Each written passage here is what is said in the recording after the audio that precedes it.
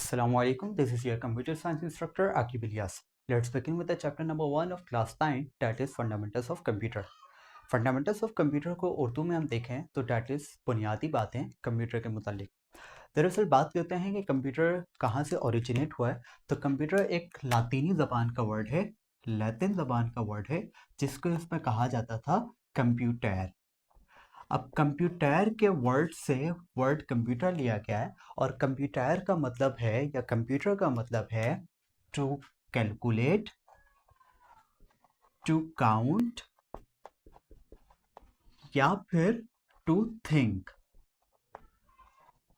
अच्छा, अब जब मशीन एक बनाई गई तो इसको जो मशीन बनाई गई ताकि हमारा काम ऑटोमेटिकली किया जा सके और ऑटोमेटिक की जा सके, और इसमें जो सर्किट यूज़ किया गया या जो बोर्ड यूज़ किया गया या जो टेक्नोलॉजी यूज़ की गई that is electronically. Electronic device है, इलेक्ट्रॉनिक डिवाइस की जाती है तो उसके अंदर बात की जाती है बाइनरी नंबर्स यानी कि 0 और 1 की। बाइनरी नंबर्स या फिर मशीन लैंग्वेज।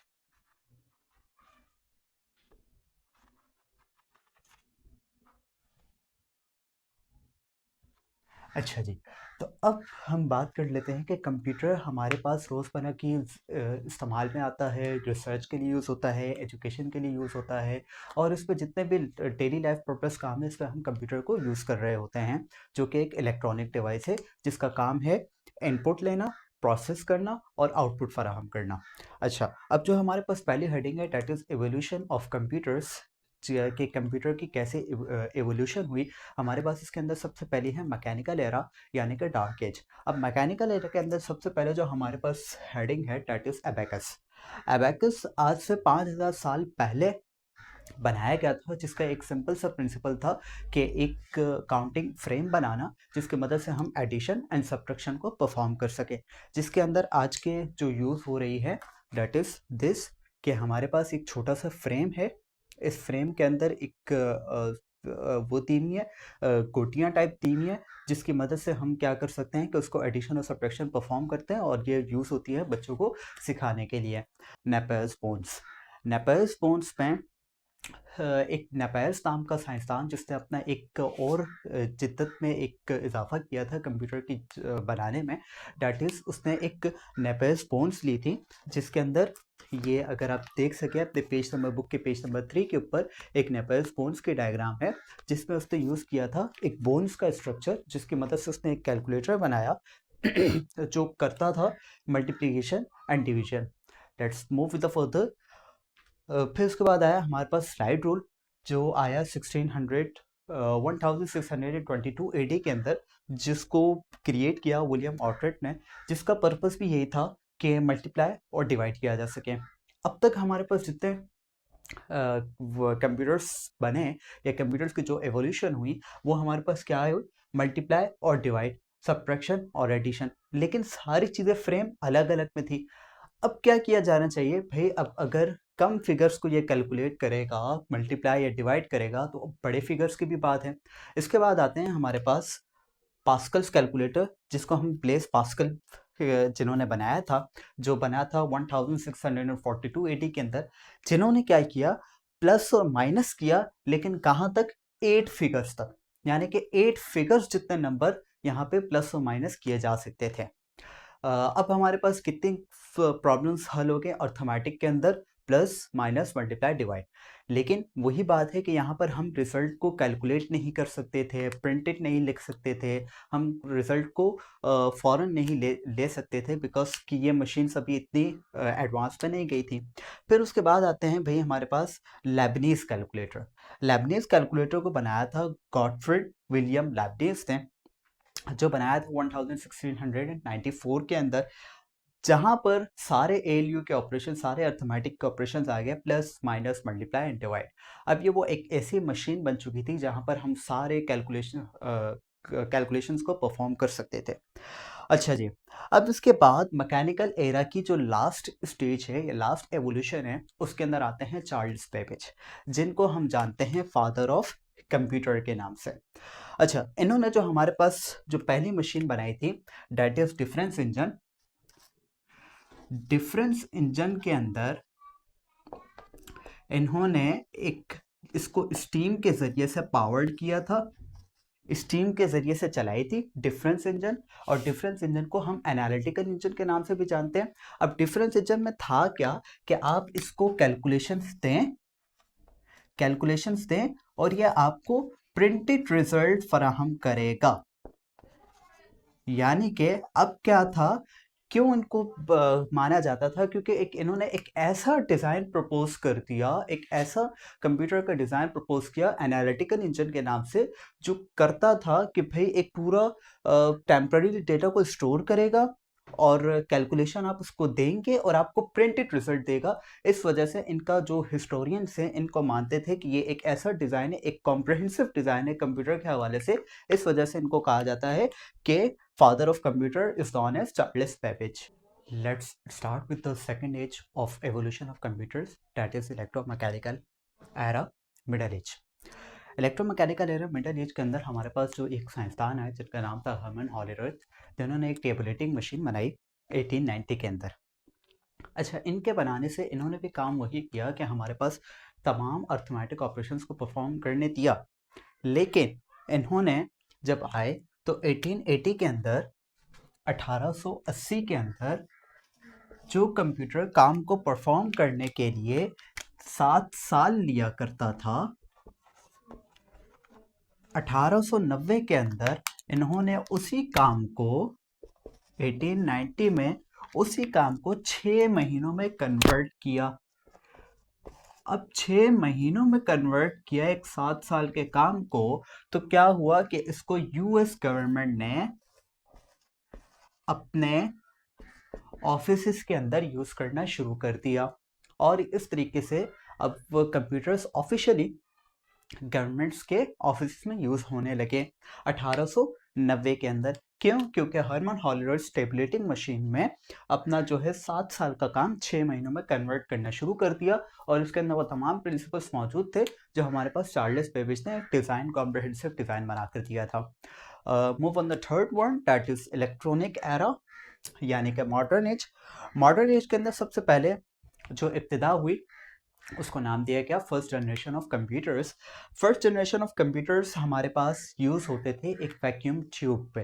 वैक्यूम ट्यूब इस तरीके से थी, जैसे आप ये बुक पेज नंबर 5 के ऊपर देख सकते हैं कि दिखने में एक बल्ब के फिलामेंट की तरह, यानी कि एक छोटा सा ट्यूब जिसके अंदर एक बहुत सारी प्रोसेसिंग की जा सकती है, जैसे कि एनवीडिया का एक जीपीयू है जो कि दिखाया गया कि एक साथ अपने जो है तमाम आरजीबीस को स्प्लिट करता है। सेम लाइक दैट ये एक वैक्यूम ट्यूब क्रिएट की गई, जिसके अंदर जो है हमारे पास इनपुट दिया गया पंच कार्ड के ज़रिए से, और स्टोरेज को बनाया गया मैग्नेटिक ड्रम्स के ज़रिए से।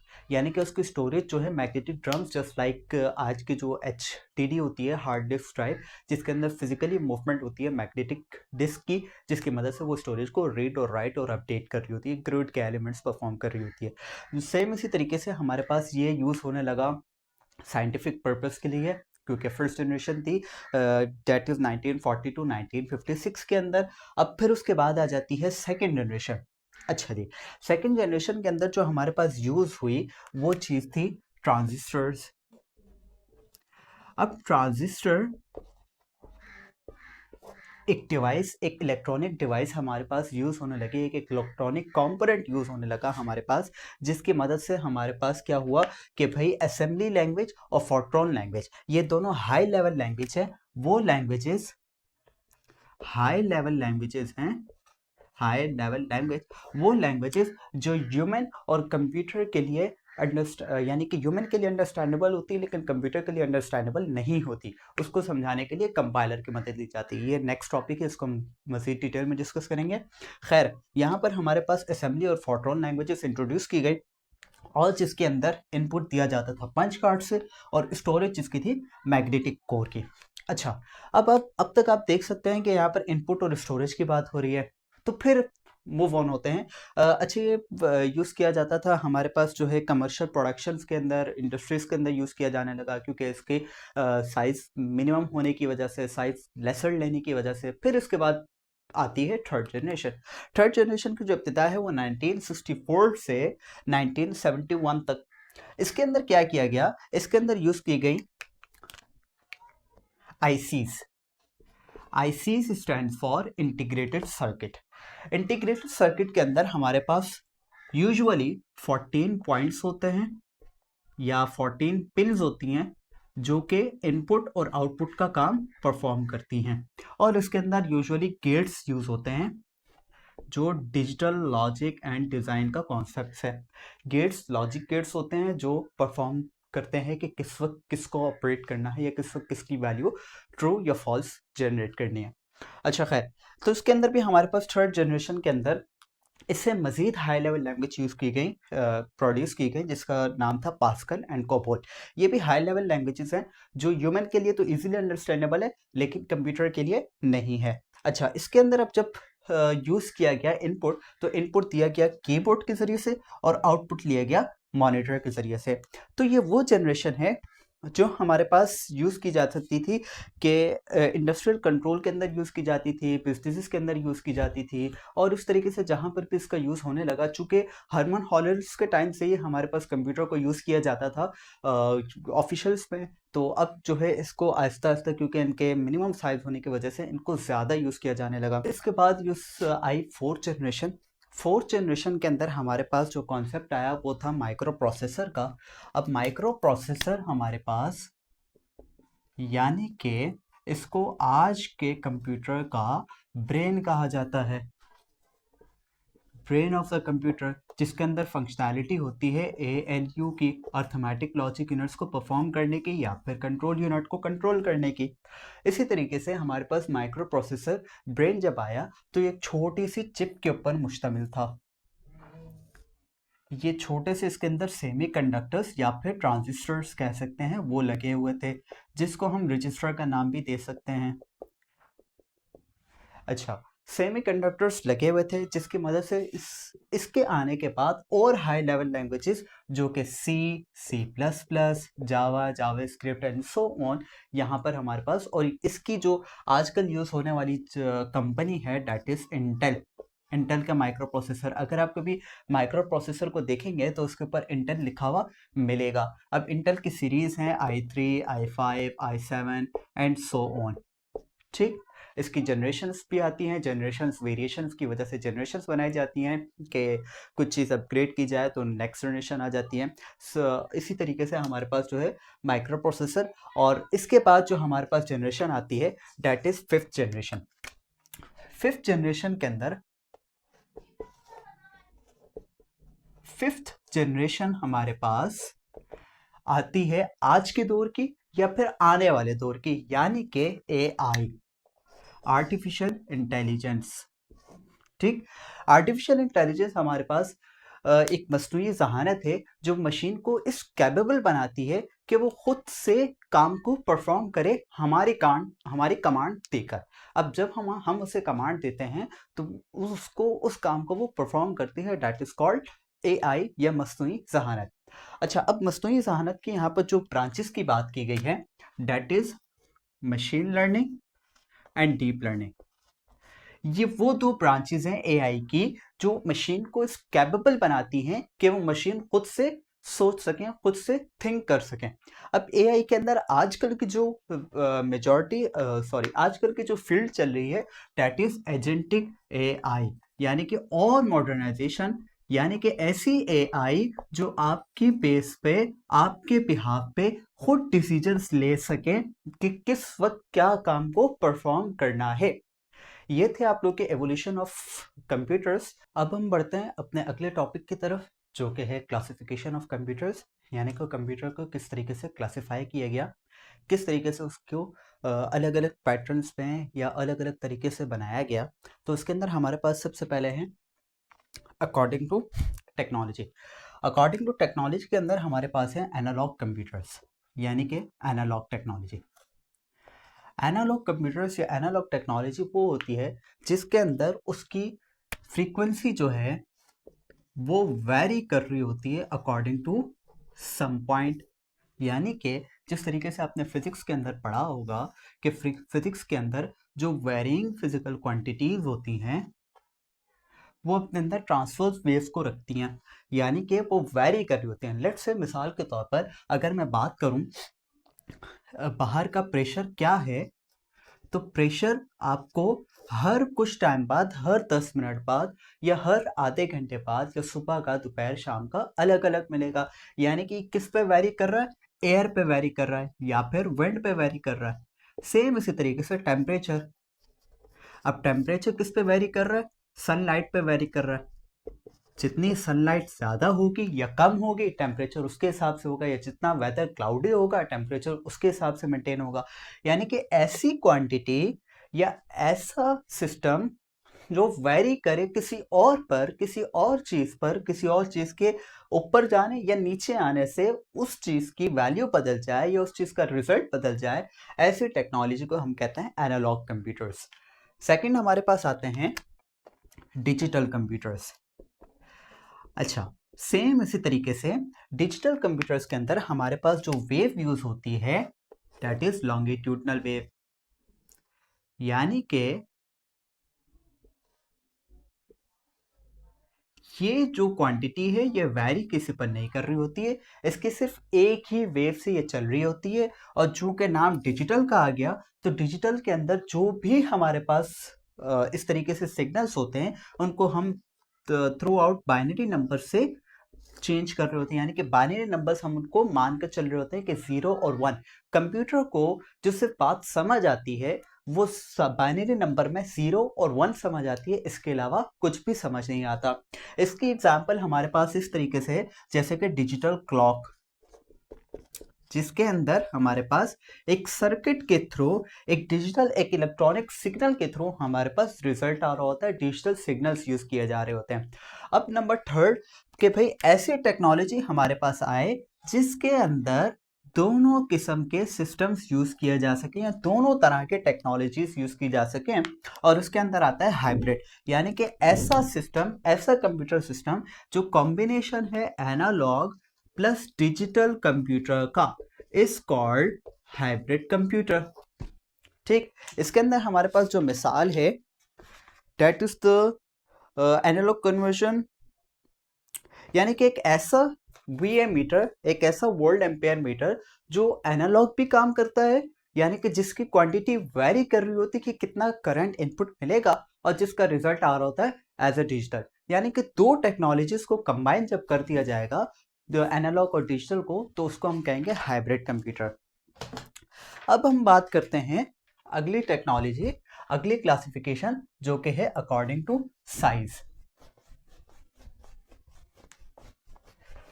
अकॉर्डिंग टू साइज के अंदर हमारे पास सबसे पहला जो कंप्यूटर आता है वो है सुपर कंप्यूटर।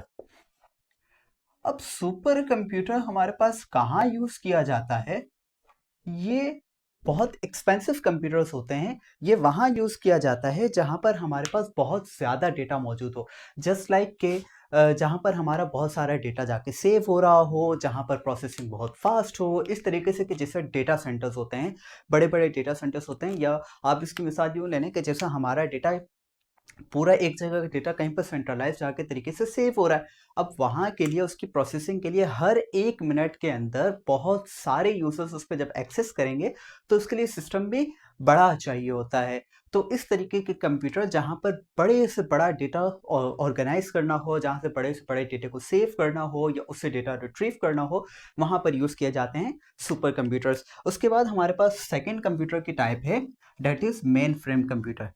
अच्छा, अब काम तो इसका भी सुपर कंप्यूटर के अकॉर्डिंगली है, सुपर कंप्यूटर नहीं है, लेकिन काम इसका भी वही करना है कि बड़ी बड़ी बैंक्स, ऑर्गेनाइजेशंस, उनके डेटा को सिंप्लीफाई करना, उनके डेटा को ऑर्गेनाइज करना, उनके लिए काम करना। यानी कि एक ऐसी टेक्नोलॉजी जो सुपर कंप्यूटर तो नहीं है, लेकिन ऐसा कंप्यूटर है जो उन ऑर्गेनाइजेशन के लेवल पे काम कर रहा है। लेट्स से मिसाल के तौर पर सुपर कंप्यूटर पे एक टाइम का आता है 1000 यूजर, ठीक है, मिसाल के तौर पर 1 मिनट के लिए। और इस पे जो मेन फ्रेम कंप्यूटर है, अगर एक बैंक को देखा जाए तो बैंक में मोस्ट प्रोबेबली कितने एम्प्लॉयज होते हैं? 2000, 3000, 5000, 10,000।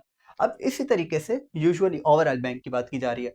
अब मेन फ्रेम कंप्यूटर्स में मिसाल के तौर पर ये आ जाते हैं let's say 500 users per unit, यानी कि इसकी कैपेसिटी अगर लेट्स से सुपर कंप्यूटर के 1000 यूजर पर सेकंड्स कर लें, चले अगर पर सेकंड्स इतनी है तो इसकी इतनी होगी, यानी कि इसकी सिंप्लीफिकेशन में देखा जाए तो काम इसका भी सेम है, इसका भी सेम है, लेकिन अकॉर्डिंग टू पर्पस यूज हो रहा है। ठीक, अकॉर्डिंग टू साइज यूज हो रहा है, अकॉर्डिंग टू कैपेसिटी यूज हो रहा है कि किसको कितना रिक्वायर्ड है। अब इसके बाद बात की जाती है माइक्रो कंप्यूटर्स की, सॉरी मिनी कंप्यूटर्स की। मिनी कंप्यूटर हमारे पास वही अकॉर्डिंग टू साइज है। मिनी कंप्यूटर्स हमारे पास मेन फ्रेम की छोटी टाइप है। अब मेन फ्रेम के अंदर जो हमारे पास सारे पर्पसेस थे, सेम इसी तरीके से इसकी भी पर्पसेस है कि ऐसा कंप्यूटर, ऐसा छोटे साइज का कंप्यूटर जो छोटी ऑर्गेनाइजेशंस पे यूज हो रहा हो, जिसके अंदर यहाँ पर आपकी मिसाल है जैसे कि नेटवर्क सर्वर या इंटरनेट सर्वर पे यूज किया जा रहा हो। सर्वर क्या होता है? सर्वर वो होता है जैसे मिसाल के तौर पर आप एक वेबसाइट बनाते हैं और वेबसाइट को कहीं पर रख देते हैं और जो जिस जहां पर रखी जाती है उसको सर्वर कहा जाता है, यानी कि ऐसी मशीन जहां से यूजर को डेटा मिल रहा हो और वहां पर वो बना के रख दी गई हो, डेट इज कॉल्ड सर्वर। तो ऐसा कंप्यूटर जो सर्वर के लिए काम किया जा सके, अगर बड़ा सर्वर है तो मिनी कंप्यूटर, और अगर छोटा सर्वर है बिल्कुल छोटा तो वो हम अपने माइक्रो कंप्यूटर, यानी कि हमारा जो पीसी होता है, पर्सनल कंप्यूटर होता है, हम उसको माइक्रो कंप्यूटर भी कह सकते हैं। ठीक, अब पर्सनल कंप्यूटर का यूसेज तो अब हर जगह हो रहा है, बिजनेस हो, एजुकेशन हो, एंटरटेनमेंट हो, किसी भी पर्पस के लिए यूज हो, पर्सनल कंप्यूटर को यूज किया जाता है। तो ये थे हमारे पास क्लासिफिकेशन ऑफ कंप्यूटर के अंदर second, that is according to size. अब इसके बाद आते हैं according to purpose. According to purpose के अंदर हमारे पास क्लासिफिकेशन ऑफ कंप्यूटर के अंदर थर्ड टाइप है according to purpose. According to purpose के अंदर हमारे पास दो तरह की किस्म है, दो तरह के टाइप्स है। Number 1 general purpose and number 2 special purpose. अच्छा, जनरल पर्पस की हम बात करें तो ऐसा कंप्यूटर जो रोजमर्रा के लाइफ में यूज होता है, जो जनरली यूज किया जा सकता है, उसको हम कहेंगे जनरल पर्पस कंप्यूटर्स। जैसे कि जनरली जहां पर भी कंप्यूटर को यूज किया जाएगा उसे हम कहेंगे जनरल पर्पस कंप्यूटर। अब स्पेशल पर्पस कंप्यूटर क्या है? ऐसा कंप्यूटर जो डेडिकेट कर दिया जाए, जो डेडिकेटेड कंप्यूटर हो किसी खास मकसद के लिए। मिसाल के तौर पर अगर आप कभी लिनक्स को यूज करना चाहेंगे, लिनक्स ऑपरेटिंग सिस्टम है, इसको कभी यूज करना चाहेंगे, यानी कि इस ऑपरेटिंग सिस्टम को इंस्टॉल करना चाहेंगे, वर्चुअली बात नहीं कर रहा, ऑपरेटिंग सिस्टम की बात कर रहा हूं। जब आप इसको इंस्टॉल करना चाहेंगे तो आपको एक कंप्यूटर के लिए डेडिकेट कर देना पड़ेगा कि अब उसको यूज किए बगैर, यानी कि अब उस पर आप अपना नॉर्मल विंडोज का सर्वर, विंडोज की जो ऑपरेटिंग सिस्टम है वो यूज नहीं कर सकते, बिकॉज कि लिनक्स का एक अपना एक ऑपरेटिंग सिस्टम है जो मांगता है एक डेडिकेटेड मशीन। अगर आप अपने विंडोज सर्वर के अंदर यूबंटू भी इंस्टॉल कर लेंगे, जैसे जनरल पर्पस के अंदर आप यूबंटू इंस्टॉल कर लेंगे जो कि एक वर्चुअल एनवायरनमेंट है, तो आपका लिनक्स का काम करेगा। लेकिन अगर आप चाहते हैं कि बिल्कुल प्रॉपर तरीके से मेरे हर एक चीज लिनक्स पर चले, तो उसके लिए आपको एक सिस्टम डेडिकेट कर देना पड़ेगा।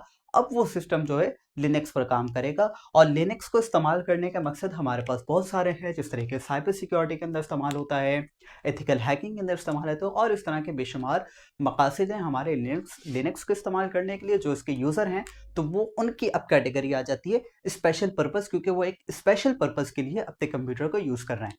तो ये था हमारे पास क्लासिफिकेशन ऑफ कंप्यूटर। अब हम बढ़ते हैं अपने अगले टॉपिक की तरफ, जो कि है कंप्यूटर हार्डवेयर। तो कंप्यूटर हार्डवेयर, पहले हार्डवेयर का मतलब समझ लेते हैं कि हार्डवेयर होता क्या है। Physical part of any object is called hardware. Physical part यानी कि ऐसा पार्ट जिसको हम देख सकें, छू सकें, यानी कि टच कर सकें, उसको हम कहेंगे हार्डवेयर। और उसकी एक दूसरी चीज़ होती है तो डेट इज सॉफ्टवेयर, वो आगे डिस्कस होगा। तो सॉफ्टवेयर और हार्डवेयर के अंदर सिर्फ फ़र्क यही है कि हार्डवेयर फिजिकल पार्ट होता है और सॉफ्टवेयर नॉन फिजिकल पार्ट होता है, या वर्चुअल पार्ट हम उसको कह सकते हैं। इसके अंदर सबसे पहले हमारे पास आती है 1.3.1 के अंदर सिस्टम यूनिट। सिस्टम यूनिट में हमारे पास है डेट इज मदरबोर्ड। अब मदरबोर्ड क्या होता है? ऐसा सेंट्रलाइज्ड सिस्टम, यानी कि ऐसा सेंट्रलाइज्ड कार्ड इलेक्ट्रॉनिक कार्ड, याद रहे, ऐसा सेंट्रलाइज्ड कार्ड जो जिसके अंदर वो तमाम चीज़ें एम्बेड यानी कि लगाई गई हैं या इनबिल्ट की गई हैं जो कंप्यूटर को चलने में मदद फराहम दे। मिसाल के तौर पर रैम, रोम, पोर्ट्स, स्लॉट्स और इस तरह की जितने भी कंप्यूटर की graphics card, video card, gaming, fan, file और इस तरह के जितने भी ट्रांजिस्टर्स, माइक्रो प्रोसेसर, आईसीज या जो भी जितनी चीज़ें हैं जो एक इनबिल्ट लगाई गई हैं ताकि हमारे पास, और इसको दिखने में कुछ इस तरीके से नज़र आता है। कंप्यूटर का जो हमारे पीसी के अंदर का पार्ट होता है, ग्रीन कार्ड होता है, उसको हम कहते हैं मदरबोर्ड, जिसके ऊपर ये तमाम फंक्शनैलिटीज़ मौजूद होती हैं। एक सेंट्रलाइज्ड कार्ड होता है। अच्छा जी, अब उसके बाद हम चलते हैं माइक्रो प्रोसेसर के ऊपर। अच्छा, मदरबोर्ड के ऊपर ही ये चीज़ लगी होती है, माइक्रो प्रोसेसर जो हमने पीछे देखा, जो कि हमारी 4th जनरेशन है। माइक्रो प्रोसेसर को हम दूसरा नाम दे सकते हैं अपना CPU, centralised processing unit. Micro processor, जैसे कि मैं पीछे बता चुका हूं, कि एक चिप होती है जिसके ऊपर छोटे छोटे सेमीकंडक्टर्स या फिर ट्रांजिस्टर्स लगे होते हैं और जिसके काम होता है कि उस सिस्टम को कैसे प्रोसेस करेगा और कैसे चलाएगा। अच्छा जी, अब माइक्रो प्रोसेसर के जो हैं हमारे पास 5 कंपोनेंट्स हैं। 5 components of microprocessor mentioned here। अब 5 कंपोनेंट्स के अंदर सबसे पहला कंपोनेंट आता है ALU। ALU की स्टैंड्स फुल फॉर्म है arithmetic logic unit. Arithmetic logic unit के अंदर होता क्या है, हमारे वो काम। अच्छा, इसको बताने से पहले हम माइक्रो प्रोसेसर को ब्रेन ऑफ द कंप्यूटर भी कह सकते हैं, यानी कि ये कंप्यूटर का ब्रेन है। अब ब्रेन के अंदर 2 हिस्से हैं, एक है सीयू और दूसरा है ALU। ठीक है, इसके अलावा भी मेंशन किए जाते हैं मेमोरी यूनिट और कैशे रजिस्टर एक्सेट्रा, लेकिन सेंट्रलाइज जो है वो है सीयू और ALU।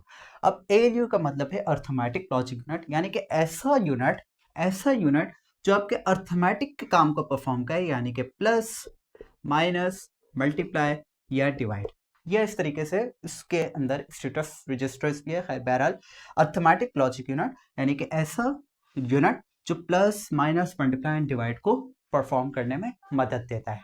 इसके बाद हमारे पास दूसरा कंपोनेंट है, that is CU, stand for control unit, यानी कि ऐसा यूनिट जो हमारे सिस्टम के कमांड्स को उसके दिमाग तक पहुंचाने में मदद फराहम करता है या उस काम को प्रोसेस करता है, उस यूनिट को हम कहेंगे कंट्रोल यूनिट। ठीक, नंबर 3 है हमारे पास क्लॉक। क्लॉक यहां पर पल्सेस की तरह काम करती है। इट्स जस्ट लाइक कि हार्ट बीट, यानी कि वो पल्सेस जनरेट करती हैं एक वेरिएशन को, एक कमांड को दूसरे तक पहुंचाना, दूसरे सिस्टम तक पहुंचाना। अच्छा, ये पूरा माइक्रो प्रोसेसर ये काम करता है इनपुट और आउटपुट के साथ, जो है मेमोरी को टच किए साथ, यानी कि एक प्रोसेसर से कमांड जाएगी, एड्रेस बस के जरिए से गुजरेगी, कंट्रोल बस उसको कंट्रोल करेगी और डेटा बस से डेटा को ट्रांसफर करेगी। बहरहाल क्लॉक बस जो है ये गीगाहर्ट्ज या फिर मेगाहर्ट्ज के अंदर पल्सेस को जनरेट करती है। ठीक है, जिसकी मदद से हमारे पास क्या होता है, इंस्ट्रक्शंस को एग्जीक्यूट किया जा सकता है। इसके बाद हमारे पास जो है दैट इज रजिस्टर। अब रजिस्टर क्या है? रजिस्टर हमारे पास जो है ऐसी मेमोरी है, इसको हम मेमोरी का नाम देते हैं। रजिस्टर एक टेम्परेरी स्टोरेज एरिया है जो डेटा को स्टोर करता है प्रोसेस्ड करने के लिए। ठीक है, प्रोसेस्ड करने के लिए डेटा को ये स्टोर करता है, यानी कि अब इस काम में प्रोसेस्ड होना है। जैसे कि हम माइक्रो प्रोसेसर अपने कंप्यूटर के अंदर बहुत सारे टास्क को जब हम डाल देते हैं तो माइक्रो प्रोसेसर के ऊपर जो छोटे छोटे ट्रांजिस्टर्स होते हैं, इनके अंदर रजिस्टर्स बने हुए जो इस डेटा को कुछ टाइम के लिए रैम तक पहुंचाते हैं कि अब आपने इस काम को प्रोसेस करना है। इसको हम कहते हैं रजिस्टर। अब जो उस प्रोसेस्ड एरिया को जो महफूज रखेगा कि भाई अब ये महफूज रखना है, यानी कि इस लाइक पहले मैं लिख देता हूँ, उसको हम कहते हैं cache. Cache is just like कि जिस तरीके से आप क्रोम यूज़ करते हैं और क्रोम में जाके उसका हिस्ट्री सेव होती है, हम उसको कहते हैं कि कैशे सेव हुआ है। यानी कि वो आपके उस जो परफॉर्मिंग हिस्ट्री है, आपके जो परफॉर्मिंग टास्क हैं, उस एरिया को जाके यानी कि उस कमांड्स को जाके जो सेव करता है, उसे हम कहते हैं कैशे। तो याद रखिएगा, आपकी बुक के अंदर जो चीज़ें मेंशन है, यहाँ पे लिखा हुआ है कि टेम्परेरी स्टोरेज डिवाइस जो कि डेटा को प्रोसेस्ड करती है, और कैशे के अंदर जो कि अवेलेबल होते हैं माइक्रो प्रोसेसर के अंदर। दोनों में ऐसे ही है, दोनों माइक्रो प्रोसेसर पे मौजूद होते हैं। अब रजिस्टर्स जो है हमारे पास 8 bits, 16 bits, 32 bits and 64 bits के होते हैं। और इसी तरीके से माइक्रो प्रोसेसर जो इंटरनल काम करे उसे इंटरनल कैश है, और जो एक्सटर्नली काम करे उसे एक्सटर्नल कैश है।